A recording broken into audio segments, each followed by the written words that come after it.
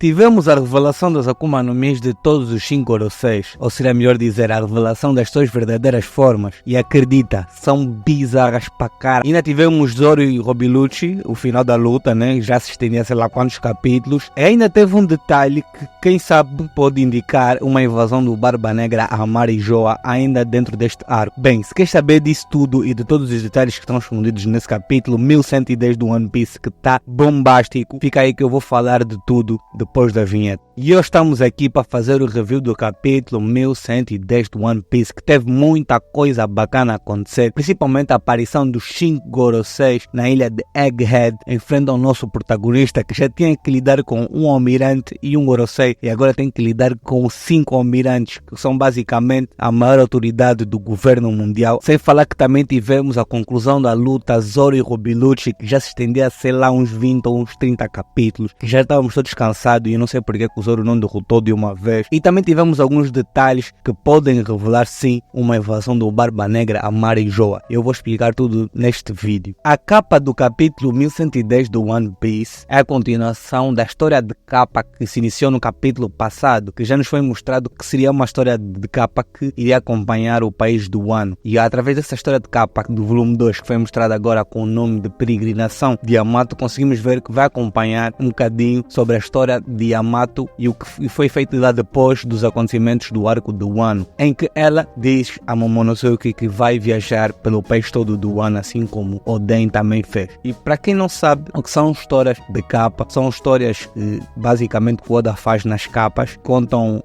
pequenos arcos ou pequenas conclusões de alguns personagens que nós não tivemos nos capítulos normais. E basicamente as histórias de capas também são canônicas, e o que acontece nas histórias de capas acontecem realmente na história. Eu gosto bastante dessa iniciativa de fazerem a história de capa, porque já achei uma sacanagem enorme que o Oda fez a Yamato de não ter feito ela entrar no bando, quando gera uma enorme expectativa, é quase certo de que ela ia entrar, só para nos fazer um bait, né, Oda? Eu não esqueci até hoje, Yamato no bando para sempre. Mas fico feliz que ela não tenha simplesmente sido esquecida durante a história e só lembrada nos episódios finais, quando for para fazer a grande festa com todo o bando. Espero que tenha assim algum desenvolvimento também do personagem nesta capa, e não só dela como também do país do Wano, já que ficou muita coisa em aberto e o que aconteceu com a Big Mama e o Kaido, se realmente estão mortos ou não. O fato do Wano ser chamado no passado da Cidade do Ouro e não vimos nenhum ouro. A cidade submersa do Wano, que foi a capa do volume 1 da história de capa, que foi a ilha de Onegashima, que tinha caído na Wano submersa. Então temos que ver muito ainda sobre o país do Wano e também para desenvolvimento da Yamato. E se tiverem a gostar do conteúdo do One Piece e quiserem estar mais atentos sobre todos os capítulos do One Piece e todas as análises dos capítulos daqui para frente até o final do One Piece, é só subscrever o canal e ativar o sininho. Começamos o capítulo com uma visão de fora da ilha de Egghead. E meu Deus, que caos todo é esse? Entretanto, vemos também 4 raios enormes vindo do céu, que é mostrado realmente que é uma invocação de enorme escala, e uma reação pequena de alguns personagens. De seguida é-nos mostrado a sala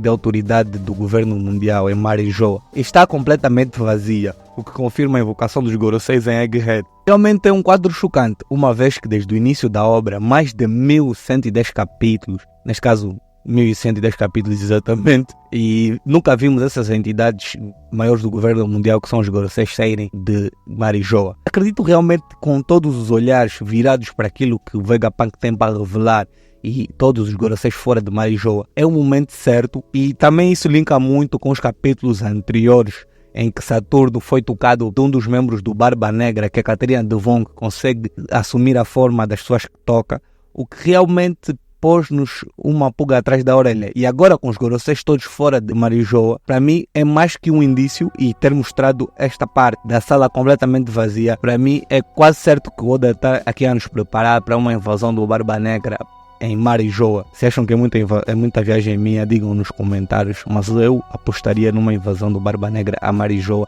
ainda neste arco. Bem, de seguida vemos várias silhuetas daqueles que provavelmente são os Goroseis que faltavam aos 4, e são realmente silhuetas muito assustadoras e que dão uma aura realmente de monstros ou demônios. E isso é algo que vai se linkar realmente com um detalhe que eu vou dizer a seguir, que faz completamente sentido. Bem, tivemos a nomeação de todos esses Goroseis quanto à nomeação das suas formas demoníacas. Então tivemos o Gyuki, Santi J. Garcia, número 4, São Marcos Mars Itsumade, número 3, Santopman Warkuri Huki. Número 2, Santo Entimbarum Vi Najuru Bakutsu e o San Júpiter Sandworm, basicamente sendo o mais forte deles todos. Bem, aparentemente todos os Goroseis são inspirados em yokais da lenda japonesa, né? Tirando basicamente o número 1, que seria o Sandworm, que foi tirado do filme Duna. Mas falando um bocadinho sobre os nomes que foram ditos e que esconde um detalhe bastante interessante, vai aumentar ainda mais a minha teoria de que os Goroseis não comeram Akuma no Mi e eles são realmente os demônios. E pelo fato dos seus nomes serem mostrados sem nenhuma designação, a sua classificação como Akuma no Mi, como por exemplo aconteceu com o Kaido, e é a primeira vez que o Oda faz isso, o que me leva a pensar que é por dois motivos. Por eles serem os próprios demônios das Akuma no Mi ou por Oda estar a esconder uma nova categoria da Akuma no Mi. Mas eu apostaria para a primeira. O que é que vocês acham? Escrevam nos comentários. E eu acho que combina realmente com a temática, porque não faz sentido todos eles basicamente terem todos a fruta do demônio, qualquer coisa. Acho que faz mais sentido assim, até porque foi mostrado que basicamente que eles quase não têm sentimentos, são como fossem como demônios. E nisso vemos o Gorosei cavalo esqueleto, porque ele é um cavalo e ele é um esqueleto, indo diretamente ao ataque dos pacifistas que estavam a atacar os barcos do governo mundial. Nisso é mostrado uma coisa peculiar no Gorosei cavalo esqueleto transformar-se metade humano, metade besta. Algo que nunca foi mostrado em nenhuma Akuma no Mi do tipo Zoan. O que foi mostrado basicamente o que seria neste caso aqui uma forma híbrida. E já pensaram na possibilidade deles serem demônios que comeram a fruta do humano? Mas aí tinham que comer todos. Não sei se faz sentido.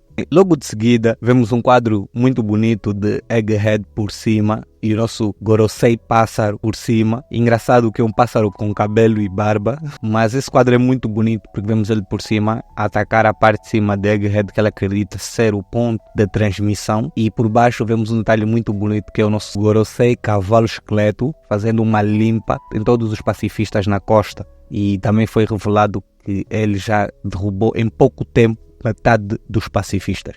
Nisso voltamos para o Luffy, que acaba por ficar lutando com 3 dos 5 Goroseis. Acaba por ser um bom detalhe, porque mostra que os Goroseis não foram aí especificamente para derrotar o Luffy, mas sim para evitar a transmissão, tendo que 2 deles foram fazer algo e acreditam que 3 deles seja o suficiente para acabar com o Luffy, sendo que o Luffy também é um imperador e eles precisam de pelo menos uns 3. E cortamos para o Jinbe dizendo que vai buscar o Zoro à força. Eu não gosto nada quando o Oda faz essas extensões malucas e desnecessárias de luta. Se a luta é Zoro contra o Robilucci, não faz sentido nenhum ter demorado mais que 10 capítulos, já que o Zoro já derrotou personagens mais fortes em teoria que o Robilucci, não devia ter demorado tanto tempo. Mas claro, o Oda vai meter uma desculpa de que o Zoro estava distraído devido ao haki dos Goroseis que realmente acabaram de chegar, essa luta já sei lá vai quantos capítulos, e que ele não estava a levar a sério e que pelo fato do Sanji ter chamado de bucha, que é o que ele estava a ser naquele momento, ele leva a sério e derrota o Robilucci no momento. Eu acho que isso foi completamente desnecessário. Se ele tivesse que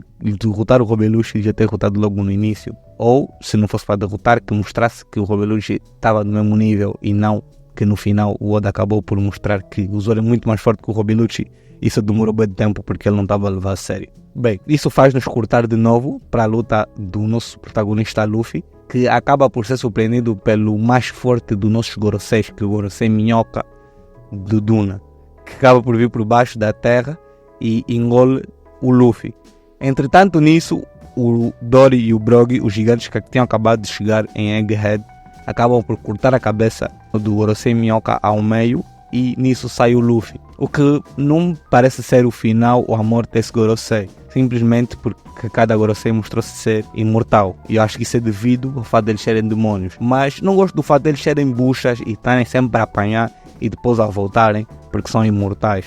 Eu acho que isso acaba por tirar um bocadinho a sensação de perigo. Mas vamos ver como é que o Oda vai desenvolver os capítulos a seguir, já que o Gorosei cavalo esqueleto teve uma boa demonstração de poder, né? Derrotou metade dos pacifistas em pouco tempo e parece que ele também tem um poder relacionado com o gelo, que é muito parecido com o do Brook. Vamos ainda ter que ver mais capítulos para tentar perceber. Bem, se vocês gostaram do capítulo e gostaram também da análise do capítulo e se acham que eu não viajei tanto nas teorias, deixem aqui nos comentários dizendo o que vocês acharam do capítulo, se foi 10 por 10 de 10, que para mim foi de 10 de 10, foi um episódio muito bom. mais uma vez dizer para vocês deixarem o like, subscreverem e ativarem o sininho. Nós ficamos aqui para o próximo vídeo de One Piece.